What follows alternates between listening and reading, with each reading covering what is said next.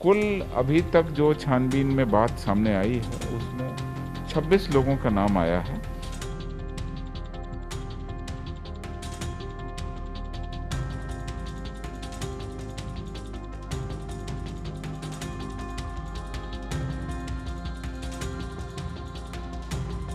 सभी जगह hotel, lodges, guest houses की छानबीन की जा रही थी। उसी क्रम में ये सूचना मिली है और ये कार्रवाई पुलिस के द्वारा की गई है।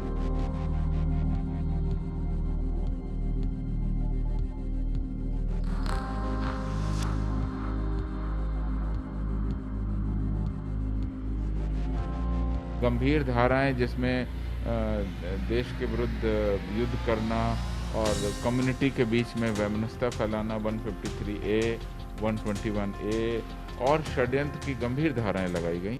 प्रधानमंत्री नरेंद्र मोदी की पटना यात्रा से ठीक एक दिन पहले पटना के फुलवारी शरीफ में 2 आतंकवादी गिरफ्तार किए गए हैं। क्या उनका उद्देश्य था, क्या वो गड़बड़ी फैलाना चाहते थे, उसके बारे में बातचीत करने के लिए हमारे साथ बिहार पुलिस के एडीजी हेडक्वार्टर JS गंगवार जी हैं। गंगवार जी, क्या था ये? दरअसल ठीक उनके आने से एक दिन पहले 12 की उनकी यात्रा थी पटना की और 11 को गिरफ्तारी होती है 2 आतंकवादियों। हालांकि सूचना ये भी आ रही कि तीसरा भी गिरफ्तार हो गया। देखिए, मैं आपको बता दूं, पटना के शहरी क्षेत्र में फुलवारी शरीफ एक थाना है। उस थाना क्षेत्र में पुलिस को सूचना मिली कि कुछ लोग वहाँ इकट्ठा होते हैं और अवैध तरीके से वहाँ पे कुछ कार्रवाई का संचालन करते हैं। तो उसी क्रम में पुलिस के द्वारा छापामारी कर दी गई है और वहाँ पर से पोस्टर, बैनर, दस्तावेज, PFI के डॉक्यूमेंट्स वगैरह बरामद भी कर लिए गए। 2 मोबाइल फ़ोन को भी वहाँ से जब्त किया गया है और 2 व्यक्तियों को वहाँ पे गिरफ्तार भी किया गया। उन गिरफ्तार व्यक्तियों से पूछताछ की जा रही है और पूछताछ के आधार पर आगे की रणनीति और आगे की छानबीन और आगे का अनुसंधान किया जा रहा है। कुल अभी तक जो छानबीन में बात सामने आई है उसमें 26 लोगों का नाम आया है और पुलिस के द्वारा जो FIR दर्ज की गई है फुलवारी शरीफ में 827/22, उसमें गंभीर धाराएं हमने शामिल की हैं। 26 लोगों पर नामजद प्राथमिकी दर्ज कर दी गई है और अब इन 2 लोगों का क्या बैकग्राउंड रहा है, इनकी क्या क्रिमिनल हिस्ट्री रही है, किस मकसद से वहाँ जुटे हुए थे, क्या क्या लोग वहाँ पर प्लानिंग करते थे, क्या डॉक्यूमेंट्स हैं, सोशल मीडिया का भी एनालिसिस की जाएगी और मोबाइल फ़ोन के भी सारे कॉन्टैक्ट्स वगैरह खंगाले जाएंगे। ये सभी अनुसंधान का विषय है और अनुसंधान पटना पुलिस कर रही है। सीनियर लोग उसको मॉनिटर भी कर रहे हैं। तो उसके बाद ही स्थिति स्पष्ट होगी कि इनका क्या बैकग्राउंड था, नेटवर्क इनका कहाँ कहाँ से। जहाँ तक बैकग्राउंड की बात है कि अतर परवेज का भाई गांधी मैदान ब्लास्ट में शामिल था, वो तो प्रमाण है ही। सिमी का पूर्व सदस्य रहा है। वो जो आपने बताया है वो अभी पुलिस वेरीफाई कर रही है और वेरीफाई करने के बाद में वो सारे लिंक्स को हम लोग इन्वेस्टिगेट करेंगे। आप ये समझ लीजिए कि पटना पुलिस लगातार चौकसी पर थी। सभी जगह होटल, लॉजेस, गेस्ट हाउसेस की छानबीन की जा रही थी। उसी क्रम में ये सूचना मिली है और ये कार्रवाई पुलिस के द्वारा की गई है। इसमें 12 जुलाई को FIR दर्ज की गई है। इन लोगों को जेल भेज दिया गया है। गंभीर धाराएं जिसमें देश के विरुद्ध युद्ध करना और कम्युनिटी के बीच में वैमनस्यता फैलाना 153A, 121A और षड्यंत्र की गंभीर धाराएं लगाई गई हैं। इसका अनुसंधान हम लोग कर रहे हैं।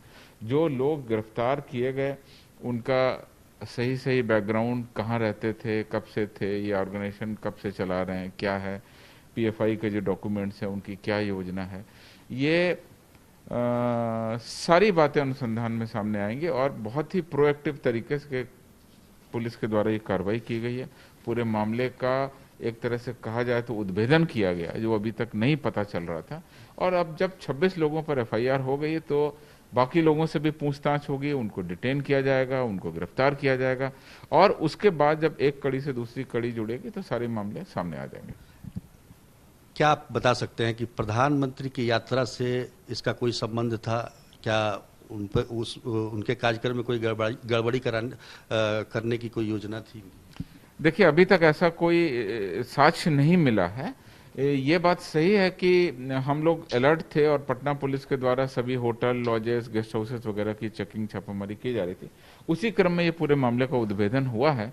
क्या वास्तविक कार्य योजना थी, उसके क्या साक्ष्य हैं और किस तरीके का नेटवर्क था, क्या था, ये तो गहन छानबीन अनुसंधान के बाद ही क्लियर होगा। हम लोग केस डायरी में सारी बातें सामने लाएंगे, न्यायालय के सामने पेश करेंगे और हम चाहेंगे कि इनको जहां तक ये दोषी हैं वहां तक इनको निश्चित रूप से सजा मिले।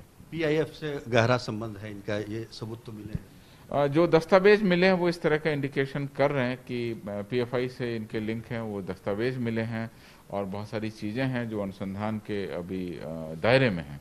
तो एक बार अनुसंधान आगे बढ़ेगा, चीज़ें और आगे आएंगी तो हम लोग स्पष्ट रूप से कह सकेंगे।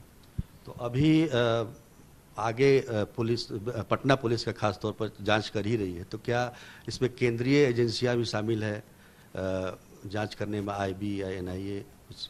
जो पटना पुलिस की कार्रवाई है वो एप्रोप्रिएट लेवल पर बाकी एजेंसीज को शेयर कर दी गई है और उसके आधार पे जो उनके इनपुट आएंगे और जो उनका जो हमारे पास में डेटाबेस शेयर होगा, उसके बाद में हम लोग अनुसंधान आगे बढ़ाएंगे और उसके बाद सारी बातें हम लोग एविडेंस के बेस पे सामने लाएंगे। एनआईए वगैरह का कोई अभी इनपुट?